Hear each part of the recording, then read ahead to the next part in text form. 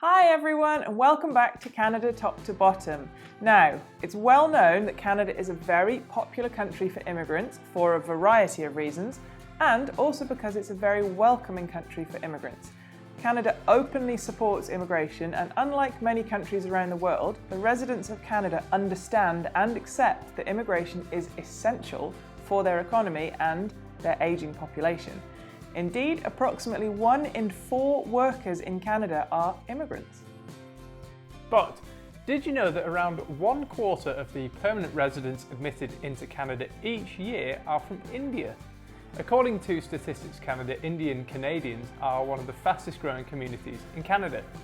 In 2019, there were just over 341,000 permanent residents admitted into Canada, over 85,000 of whom were from India, which is exactly 1/4 of the total admissions and considerably more than the next largest contributor, China, at just 9%. Interestingly, in that same year, 2019, 45% of the newly landed immigrants decided to settle in the province of Ontario. Considering that 7 of the 15 most populous cities in Canada can be found in Ontario, we can only assume that large urban areas with their increased employment opportunities are desirable final destinations. So why is Canada such a popular destination for Indians? Having not moved from India and not being Indian, this is something we can not really comment on from experience, but some of the main draws of Canada are said to be the fact that it is an English-speaking country and generally has better job prospects, higher salaries and an overall better quality of life than in India. Another strong attraction of Canada is its comparison to the US, with Canada boasting both lower university fees and a lower crime rate than its neighbour. Plus, many young Indian tech workers are finding entry into the US more and more challenging, meaning that more migrants from India are looking to Canada for their job prospects, which seems to have more reliable routes to permanent residence. Right, so let's talk about the options for immigrating and the easiest ways for Indian nationals to immigrate to Canada. First up, a student visa is by far the most popular and probably the simplest way to come to Canada initially. It's important to remember that a student visa does not mean permanent residence in Canada. You're only permitted to stay for the length of your studies, but it is a great stepping stone as a 2-year student visa in Canada will allow you to obtain a 3-year postgraduate work permit after you graduate.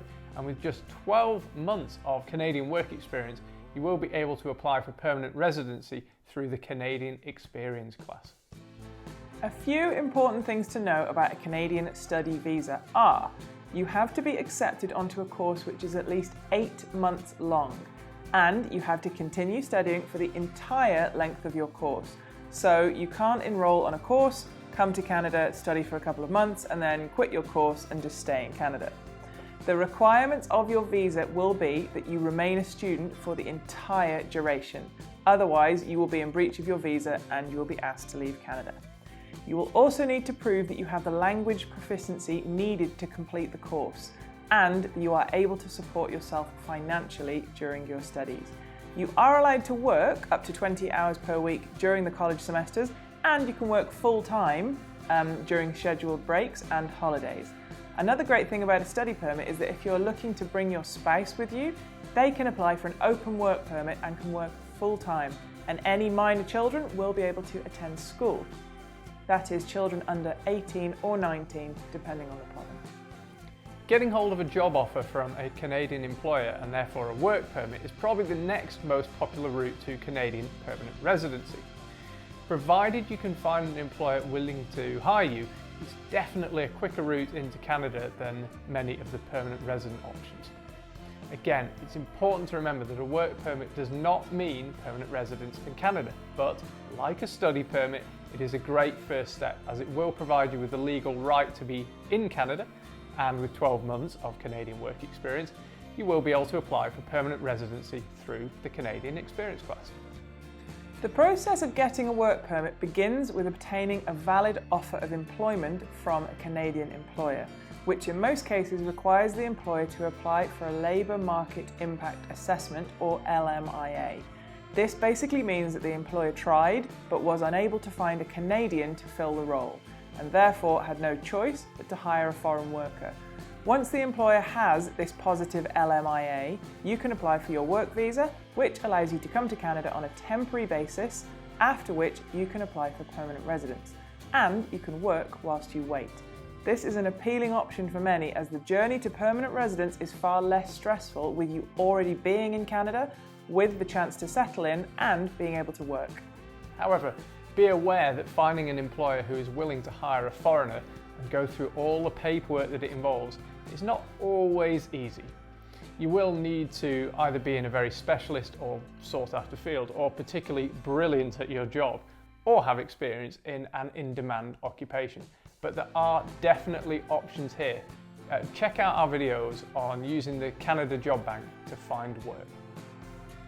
If you have no interest in studying in Canada, or feel you are unlikely to find an employer willing to offer you a job, your best bet may be to apply for permanent residency through the Express Entry system.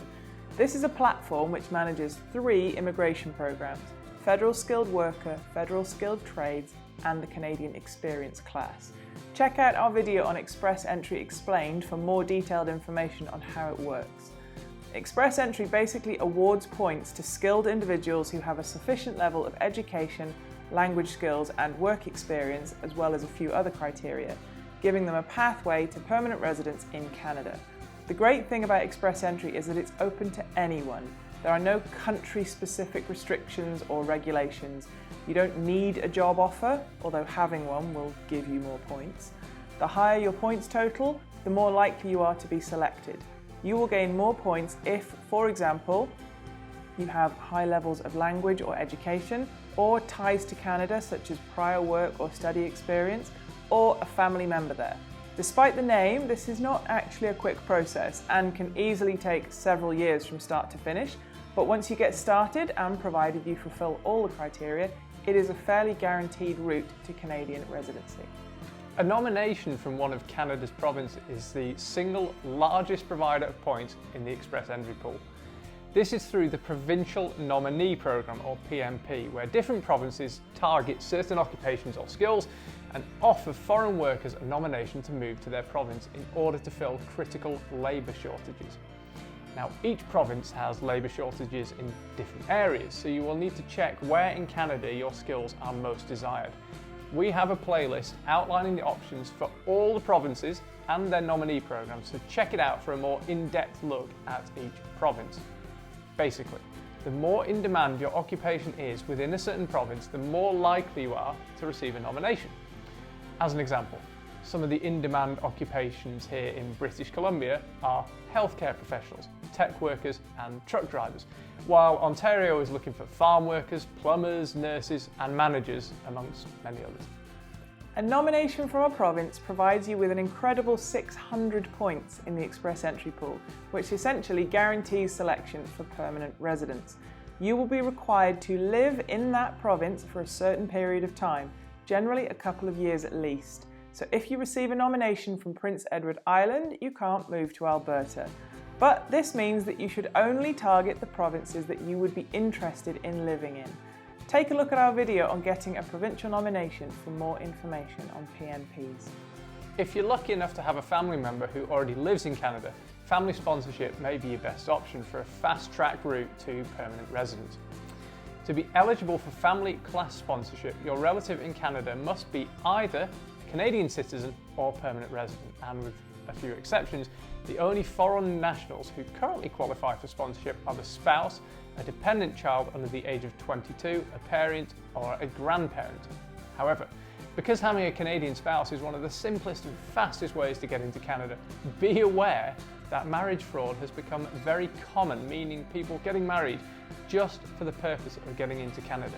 So if your relationship with your Canadian partner is relatively new, make sure you can prove it's genuine.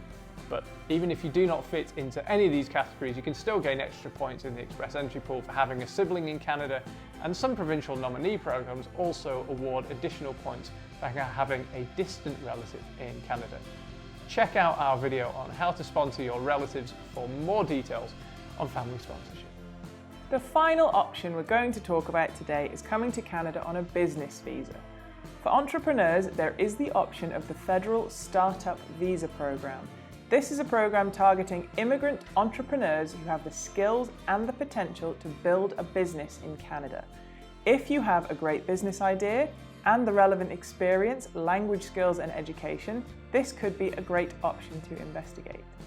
Another possible route into Canada is the self-employed program, which is looking for applicants who have experience in certain self-employed occupations and who could make a significant contribution to the cultural or athletic life of Canada. There is a long list of eligible occupations including librarians, authors, journalists, musicians, dancers, painters, photographers, broadcasters, athletes and sports coaches. Check out the link in the description box below for more details on the federal self-employed stream.